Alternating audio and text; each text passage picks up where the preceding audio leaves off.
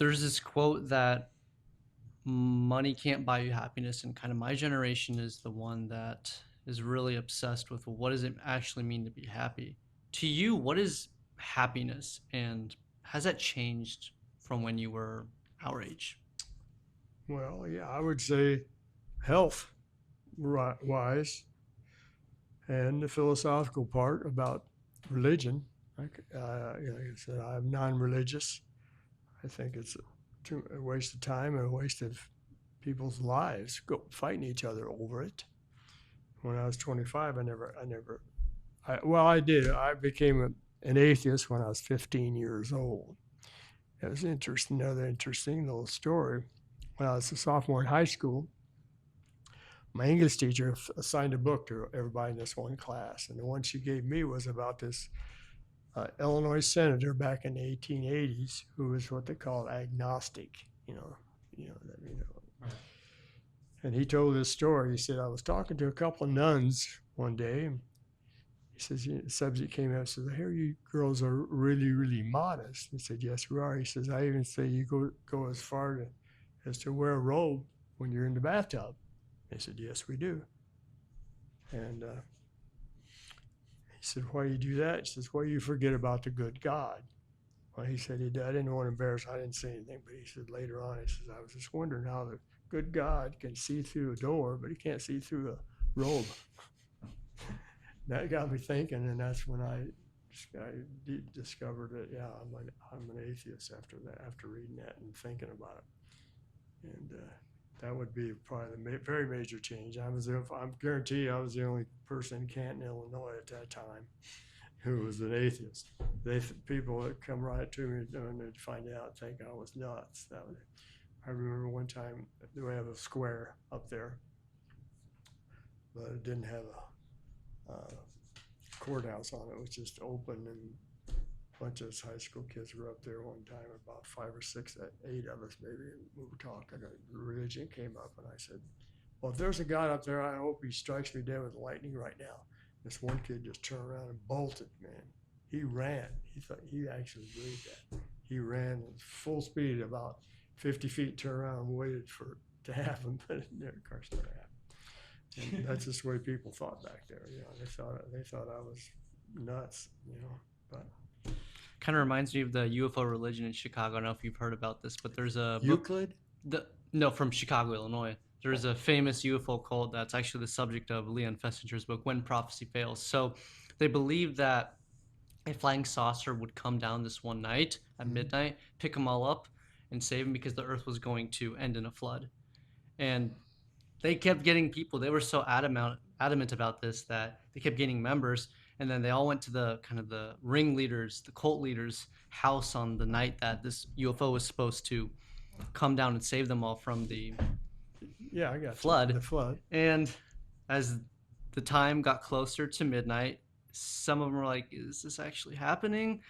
One guy came out and said, okay, I just telepathically communicated with the overlord of our cult, and they're running a little bit late. It's pretty much what the consensus was. And lo and behold, midnight came, and of course there was no flood, there was no saucer, and many of them quit, but there were still quite a number who were like so adamant that no, it was just a mistake, it'll happen. And it is what you were talking about reminded me of that story. Yeah, that is. I never heard of that cult before. There's a lot of them, but not that one. Well, I always liked that one about when Jesus is going to come back to earth and save us all. And that wasn't too long ago that happened, within the last 10 years.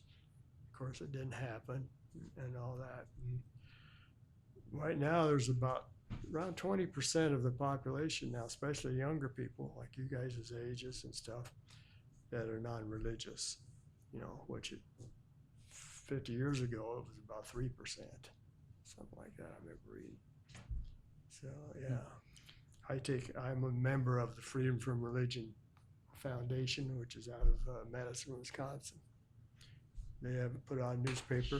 They put on newspaper about once a month, and they have a bunch of lawyers, and they're big time. And I have to support people like that. I'd like to kind of switch the topic over to some more kind of teaching because we're young and we're open to learning from those who have come before us. There's a really good saying I like is, would you rather walk a minefield by yourself or do it hand in hand with someone who's done it 50 times before? And I always like having conversations with people who are a bit older than me because they can kind of instill in me some knowledge that I clearly couldn't figure out. But at the same time, there's a really good quote from Skyfall, the Bond movie, which ties in perfectly here that I think I saw that movie, but go ahead. I don't it's remember. like age is not a guarantee of efficiency. And it's like, well, nor is youth a guarantee of innovation. And I think at the same time, age is not a guarantee of wisdom. Like you can be around a Sure. lot, but not be wise at all. So question I have for you is there like a piece of conventional wisdom that you grew up with that you're like, nah, this is tomfoolery, but people still believe it?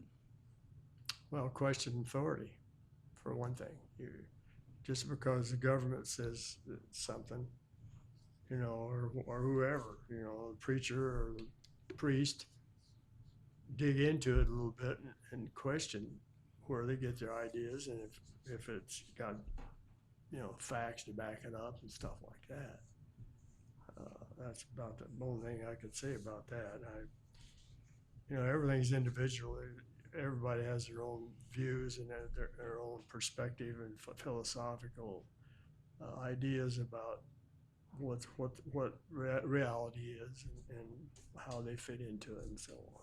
The conventional wisdom may, like I said, may or may not be true. You don't just believe it because somebody says it. You have to ask if you're talking to somebody directly. Give me the facts and show me how you arrived at that conclusion, and again, don't just accept somebody's word for stuff, especially people in a source of power. You talk about wisdom for age. Look at our president.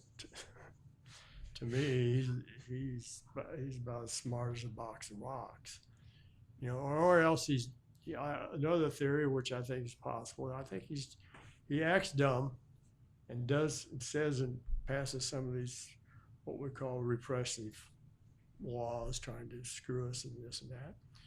But if he gets us pissed off enough, the common everybody, and we start getting violent back, then he'll declare martial law, and there won't be any election.